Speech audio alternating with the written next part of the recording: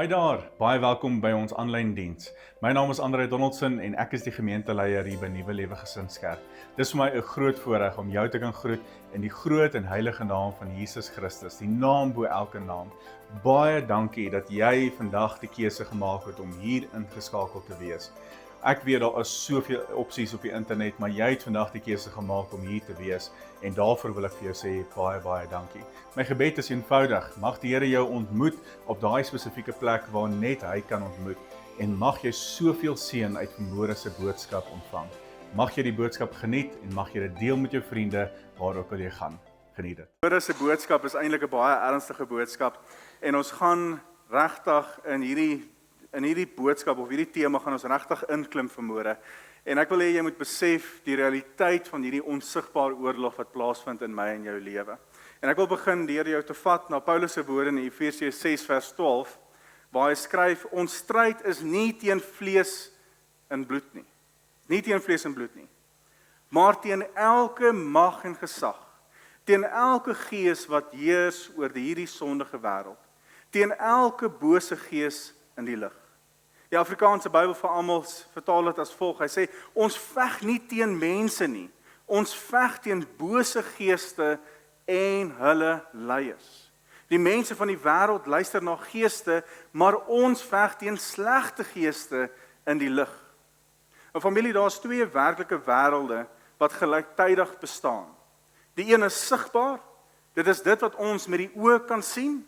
Dis mense, dis probleme, dis politiek, dis siekte, dis konflik, dis verhoudings, dis finansiële druk, dis versoekings, dis emosies en so kan die lysie aangaan. Dis alles wat ons kan sien met die oog. Maar dan is daar 'n onsigbare wêreld. 'n Onsigbare wêreld, 'n geestelike realiteit, 'n oorlog agter die skerm. En om baie eerlik te wees, dink ek daar's baie mense wat vandag sit en alles net natuurlik hanteer. Fisies hanteer. Want is mense, dis probleme, dis uitdagings. So ons hanteer dit alles fisies, ons hanteer dit alles natuurlik, in plaas daarvan om te gaan kyk wat die oorsprong eintlik van dit is. Hulle hanteer alles net as fisiese uitdagings. Dis net mense, dis net stres, dis net toeval, dis net persoonlikheid, dis net emosies. Maar Paulus sê vir ons baie duidelik. Hy sê ons worstelstryd nie teen vlees en bloed nie. Dis nie teen vlees en bloed nie. Met ander woorde, daar is meer aan die gang as wat ek en jy kan sien. En Satan hou verseker daarvan dat ek en jy net fokus op die fisiese goed. Net fokus op die natuurlike goed. Want as hy ons aandag daar gefestig hou, dan vergeet ons totaal en al dat ons besig is met 'n geestelike oorlog. 'n Geestelike oorlog. Want die waarheid is, as jy nie die ware oorlog verstaan nie, gaan jy teen die verkeerde vyand beklei. Gaan jy verkeerde oplossings soek. Gaan jy met die verkeerde gevegtoerusting oorlog toe. Gaan jy geestelik uitgeput raak. Dis die realiteit.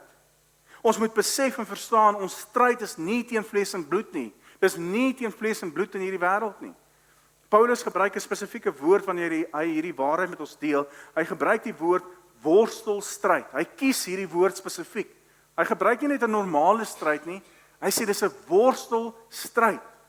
Dit impliseer en sê vir ons dis 'n intense stryd. Dis nie 'n maklike stryd nie.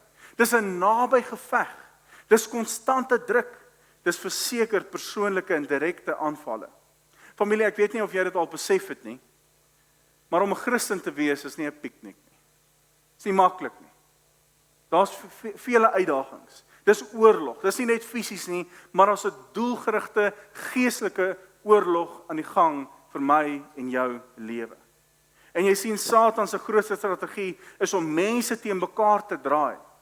Om homself daar te verberg en te sê, nee, jou oorlog is teen daai persoon. Jou oorlog is teen jouself. Jou oorlog is die ding of daai ding. Hy wil hê dat huweliksmaats mekaar moet aanval, dat families mekaar vernietig, dat kerke verdeel moet raak, dat gelowiges bitter raak, dat mense gefokus raak op die vlees en bloed. Maar familie, agter baie van hierdie konflikte is daar 'n geestelike agenda aan die gang. Petrus is 'n voorbeeld hiervan. Jesus sê vir sy disippels, hy gaan sterf. Hy sê vir hulle alles wat met hom gaan gebeur. Maar hoor wat sê Petrus vir hom in Matteus 16 vers 22. Petrus het hom toe een kant geneem en hom begin teregwys. Mag God dit verhoed, Here. Dit sal beslis nie met u gebeur nie. Nou hoor wat sê Jesus vir hom. In hoofstuk 16 vers 23. Hy sê, maar hy het omgedraai en vir Petrus gesê, gaan weg agter my, Satan. Jy is vir my 'n struikelblok, want jy bedink nie die dinge van God nie, maar die dinge van die mense. Jesus het nie gesê Petrus is Satan nie. Hy het nie dit gesê nie, maar hy het duidelik onderskei dat daar 'n geestelike invloed was. 'n Geestelike invloed. Daar is 'n geestelike agenda. Daar is 'n onsigbare teenstand. Jesus het verby die vlees gekyk en die geestelike werklikheid raak gesien. Ek wil vandag vir jou sê, party van die gevegte, as dit nie al die gevegte is in my en jou lewe, is van geestelike oorsprong. Geestelike oorsprong. En ek dink nie ons besef dit alledaags nie. Sommige mense raak skielik koud teenoor God. Hoekom? Hoekom dink jy so? Verloor lus vir gebed, raak moedeloos, ervaar intense versoeking, voel geestelik verlam, leef onder konstante verwarring. Hoekom? Want daar's 'n geestelike oorsprong. Daar's 'n geestelike oorlog wat aan die gang is. En alles lyk natuurlik. Dit kom nie voor of jy aangeval word nie, want dit word verberg deur 'n besige lewe, deur 'n besige skedule, deur eise van die wêreld en nog vele ander verskonings. Dit terwyl daar eintlik 'n doelgerigte stryd agter die skerms is, 'n oorlogsplan om jou te vernietig, om jou te vernietig. En luister gou baie mooi, dit is vir elkeen van ons. Dis nie net vir sommige van ons nie. Daar is 'n geestelike plan, daar's 'n oorlogsplan aan die gang vir my en vir jou, elkeen van ons, om ons te vernietig. Dis die duiwelse plan. Jy en ek moet weet, dit is deel van sy strategie.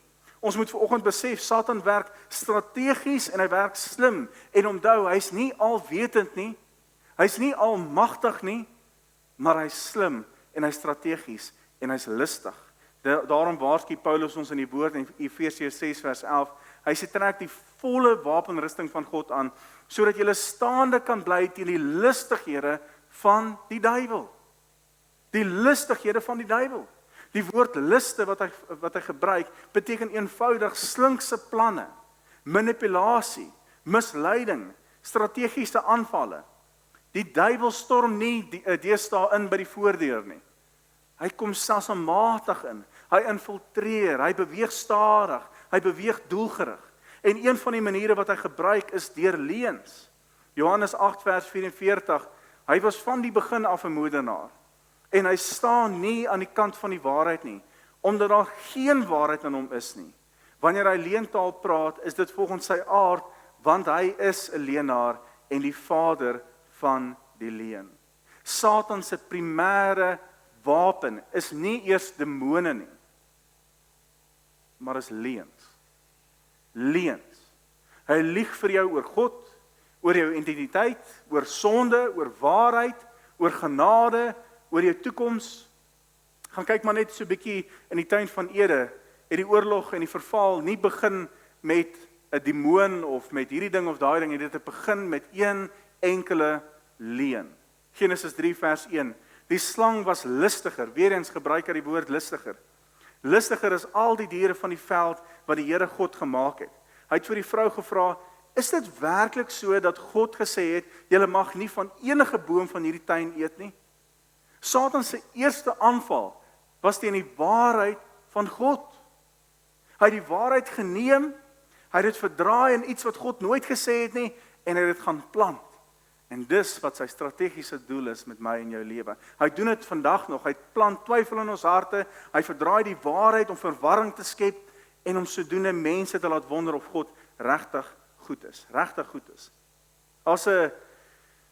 Ek gaan nie sê wie nie, maar daar's 'n denominasie wat nou begin vra of wat begin voelers uitsteek, maar was Jesus nie dalk net 'n goeie mens gewees nie?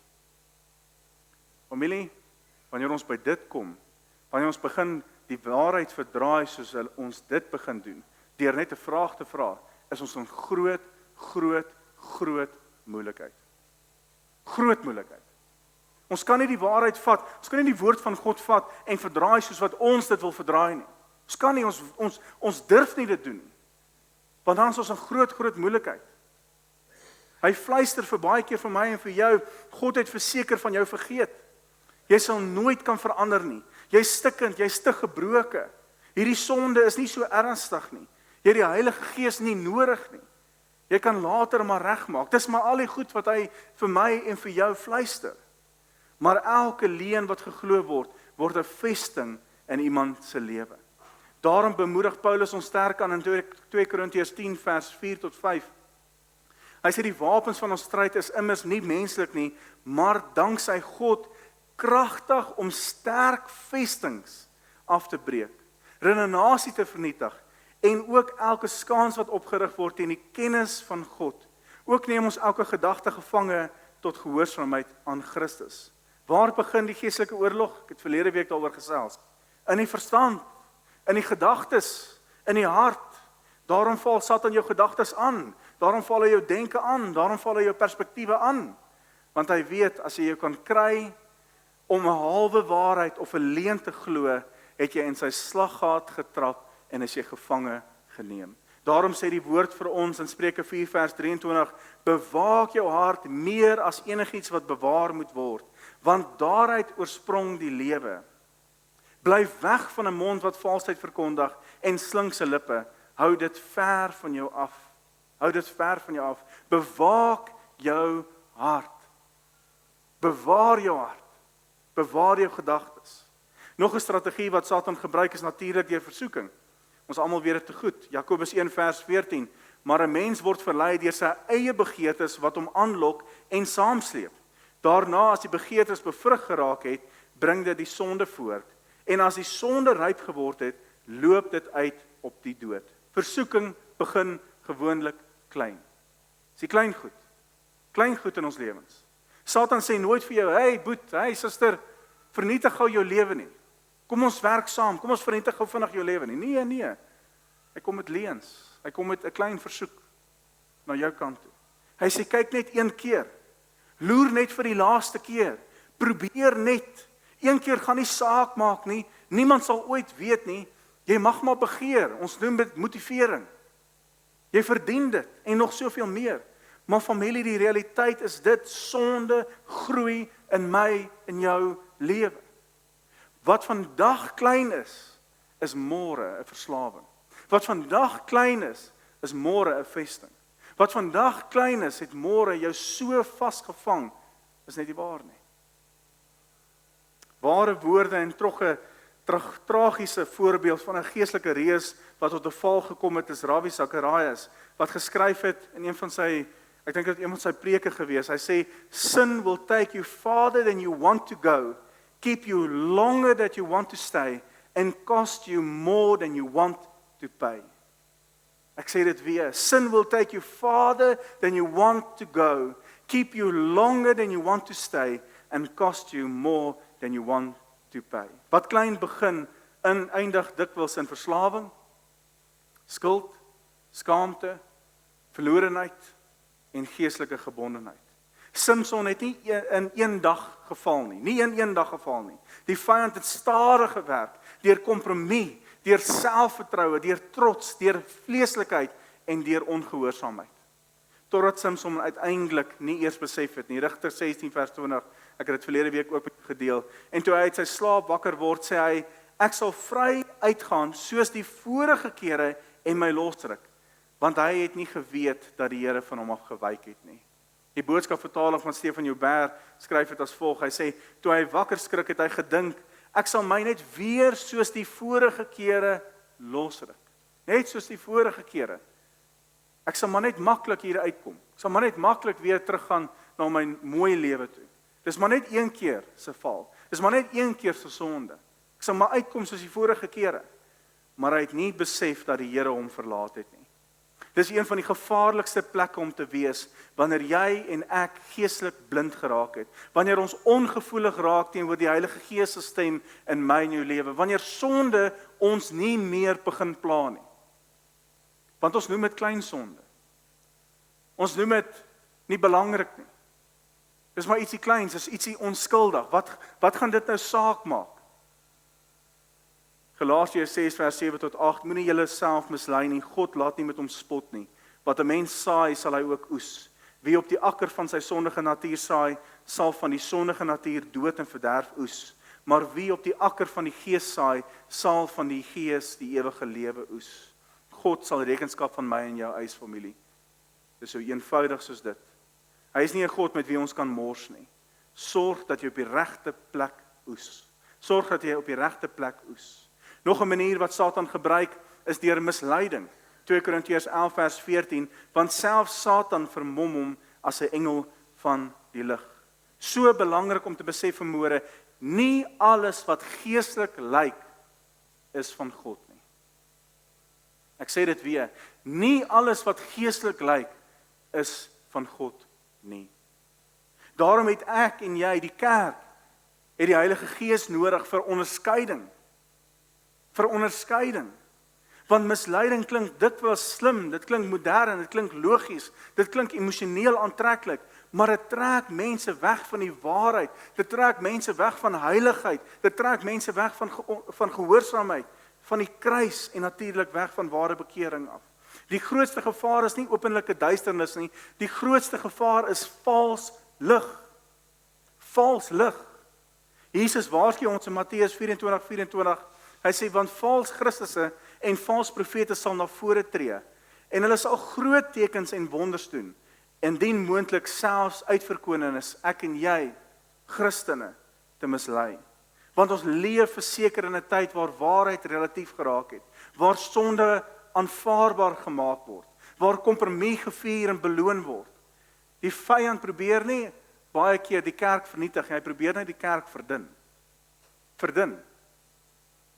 So familie, hoe bly ek en jy geestelik staande? Hoe om geestelik te onderskei wat regtig aan die gang is? Een van die grootste gawes wat die Heilige Gees vir my en vir jou gee, is die gawe van onderskeiding. Van onderskeiding. Vandag herdenk ons en ons vier Pinkster, die uitstorting van die Heilige Gees. Pinkster gaan nie oor emosie nie. Gaan nie net oor emosie nie. Pinkster gaan oor krag. Dit gaan oor heiligheid. Dit gaan oor onderskeiding en dit gaan oor geestelike sig. Daarom sê Paulus vir ons in 1 Korintiërs 2 vers 14, die mens wat die Gees van God nie het nie, aanvaar nie die dinge van die Gees van God nie. Vir hom is dit onsin.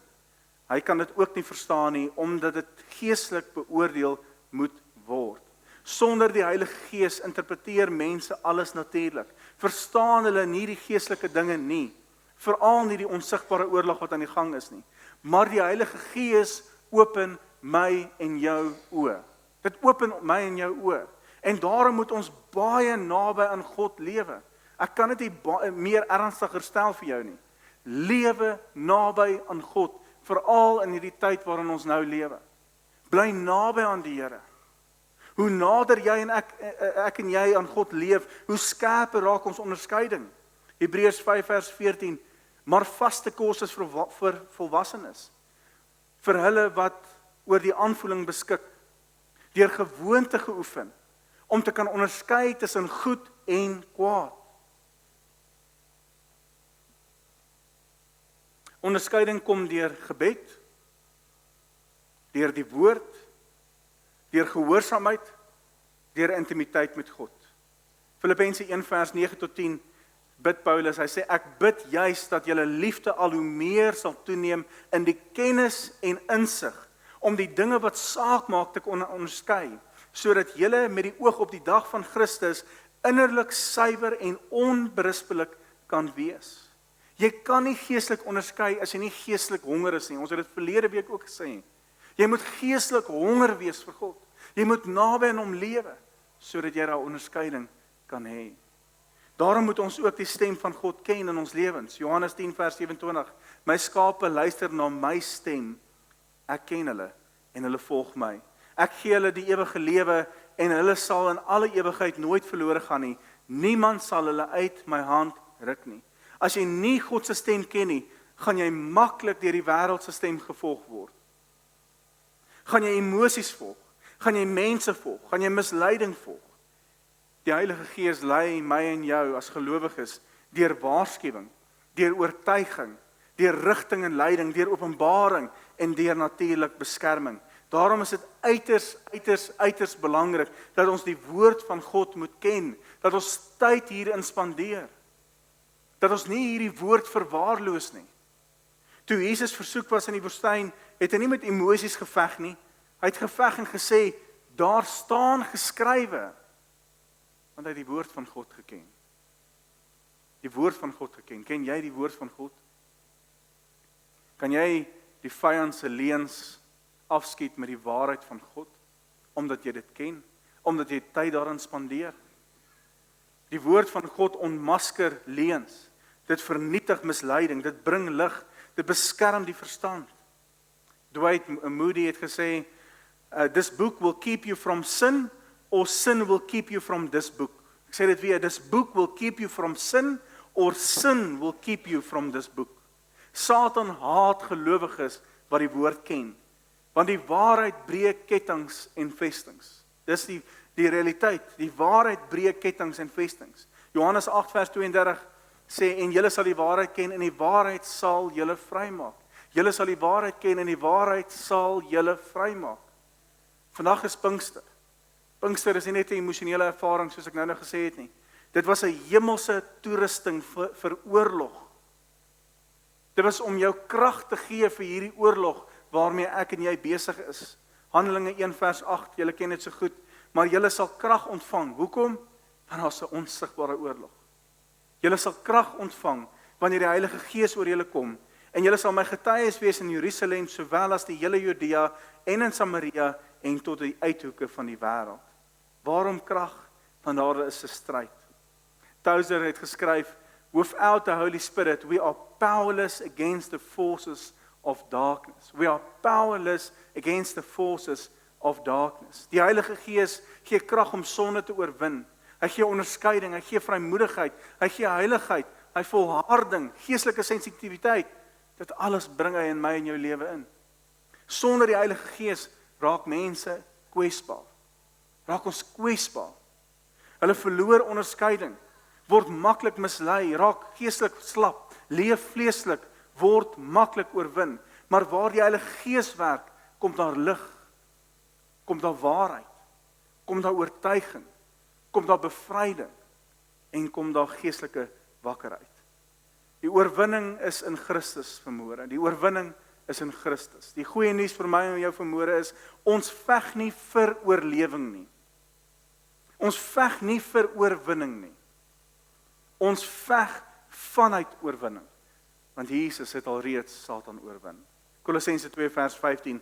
Hy het elke mag en gesag ontwapen en hulle in die openbaar vertoon deur hulle as gevangenes in die triomftog van Christus mee te voer. By die kruis is Satan se mag verbreek, is sonde oorwin, is die dood verslaan en is Jesus koning. Is Jesus koning. 1 Johannes 4 vers 4 sê, julle kinders is uit God en hulle het hulle oorwin, omdat hy wat in julle is groter is as hy wat in die wêreld is. Stefan Joubert se boodskapvertaling sê, my kinders, julle is deel van die familie van God en behoort aan hom. Daarom staan julle heeltyd aan die wenkant teen hierdie valse profete. Die rede is eenvoudig, God wat aan julle kant is baie groter en sterker as die een wat aan die kant van die wêreld staan. Kind van God, jy hoef nie in vrees te lewe nie. Ja, die oorlog is werklik. Die oorlog is daar. Oorlog is daar. Maar jy hoef nie in vrees te lewe nie. God is groter. Die Heilige Gees woon binne in my en jou. En Jesus het al reeds oorwin. Jesus het al reeds oorwin. So ten slotte, daar is verseker 'n stryd agter die skerms. Verseker. Nie alles is natuurlik nie. Satan lieg, hy versoek, hy mislei, hy manipuleer, hy probeer verblind. Maar God het ons nie weerloos gelos nie. Hy gee vir ons sy woord, hy gee vir ons sy gees, sy waarheid, sy wapenrusting, sy krag. Die vraag vanmôre is nie, is ons in 'n oorlog betrokke nie? Nee, die vraag is vanmôre, is jy wakker daarvoor? Is jy wakker daarvoor? Want daar is een aan die gang. Miskien besef jy vanmôre, jy was besig al die tyd om teen mense te veg, maar die ware oorlog was geestelik geweest. Jy het leuns geglo.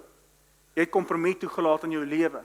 Jy het geestelik aan die slaap geraak. Jy het geestelik aan die slaap geraak.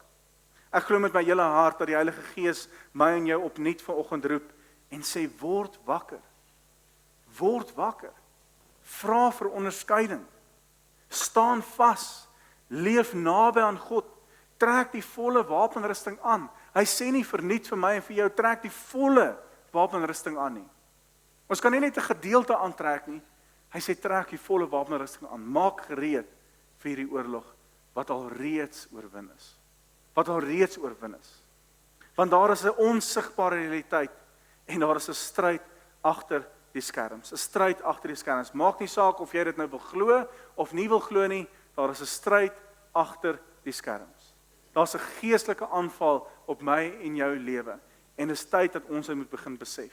Dit is tyd dat ons moet begin besef dat daar's iets meer as hierdie vlees en bloed. Daar is iets anders aan die gang en die vyand het genoeg daarmee weggekom. Genoeg daarmee weggekom. Dis tyd dat ons hom ontbloot en te sê ons veg nie teen vlees en bloed nie. Ons veg nie teen hierdie wêreld nie. Ons veg teen hierdie vyand. Maar die goeie nuus vanmôre is, hy het al reeds vir ons die oorwinning gegee. Al reeds vir ons die oorwinning gegee.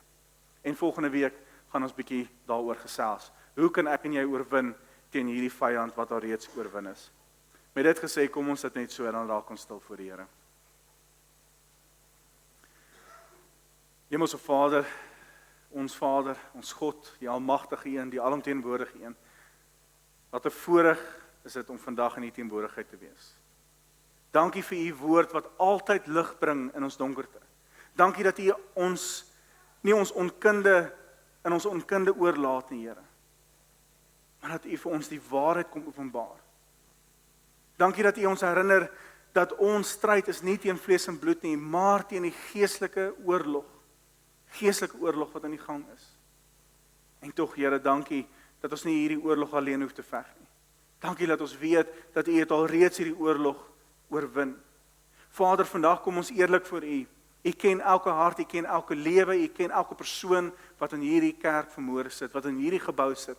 U sien elke geveg wat niemand anders sien nie. U sien die trane wat in die geheim gehuil word, die gedagtes waarmee mense worstel, die versoekings, die moedeloosheid met tye, die vrees waardeur ons baie keer gaan, die verwarring, die geestelike aanvalle wat soms so swaar druk op ons lewens. Here, hier sit mense vandag wat moeg geword het vir die stryd. Wat voel hulle kan nie meer nie. Mense wat voel hulle die geveg al reeds verloor. Mense wat geestelik uitgeput en stikkend is. Maar Here, vanmôre weet ons dat die genade is groter as enige aanval van die vyand. Here, vanmôre kom ons opnuut na U toe en ons kom vra dat U ons vergewe waar ons die vyand onderskat het.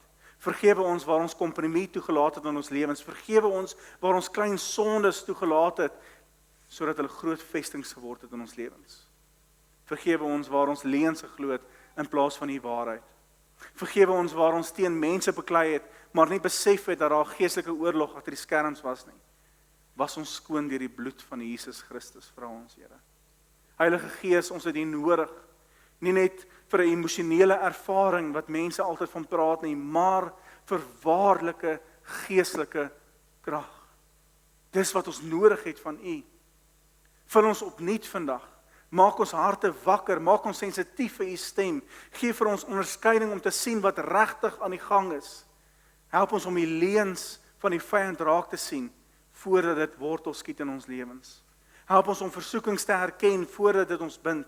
Help ons om waarheid lief te hê en kompromie te haat. Here, ek bid vir elke persoon wat vanmôre hierso sit. Vir die een wat geestelik moeg is, versterk hom of haar. Vir die een wat bang is, gee vrede. Vir die een wat versoek word, gee oorwinning. Vir die een wat verward is, bring helderheid. Vir die een wat koud geraak het en lou geraak het, laat die vuur van God weer brand in hulle harte. Vir die een wat voel die vyand val van alle kante af, herinner hulle dat U groter is. Vader, leer ons om naby aan U te leef. Maak ons mense van gebed, maak ons mense van die woord. Gee vir ons 'n honger vir die waarheid. Laat ons nie geestelik aan die slaap raak in hierdie uur nie, maar laat ons wakker, nugter en waaksaam wees. Ek bid vandag dat U die volle wapenrusting van God oor ons sal plaas, Here.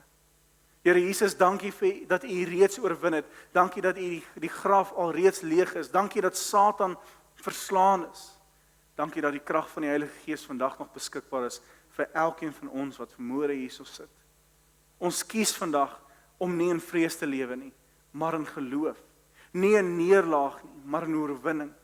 Nie in duisternis nie, maar in die lig van Christus. En nou Here, soos wat ons van hierdie plek af gaan wegbeweeg, gaan saam met ons, Here. Gaan saam met ons na ons werke toe, na ons huise toe. Beskerm ons familie, bewaar ons gedagtes. Laat U teenwoordigheid tasbaar wees in ons lewens hierdie week. Laat ons bewus wees van U teenwoordigheid in ons lewens. Mag ons elke dag onthou, groter is Hy wat in ons is, as hy wat in die wêreld is. Here, ons vra hierdie dinge nie omdat ons verdien nie. Geensins nie. Maar ons vra dit alleen uit genade uit. Alleen uit die groot naam van die Here Jesus Christus, ons verlosser en ons saligmaker. Ek sê vir U dankie vir vermoere. Dankie vir die waarheid. Dankie vir dit wat U kom wakker maak het in ons harte vermoere. Ons gee vir U al die eer en ons kom loof en ons kom prys U, want U is waardig om geloof en prys te word. Ons sê vir U dankie. In Jesus se naam bid ons dit en almal sê saam met my, amen. Nou ja, baie dankie dat jy ingeskakel gewees het. Dankie dat jy na die boodskap geluister het of gekyk het. Mag jy dit met iemand spesiaals deel en mag jy 'n fantastiese lekker dag en lekker week hê. Die Here seën jou en ons gesels weer volgende week, selfde tyd, selfde plek. Totsiens julle.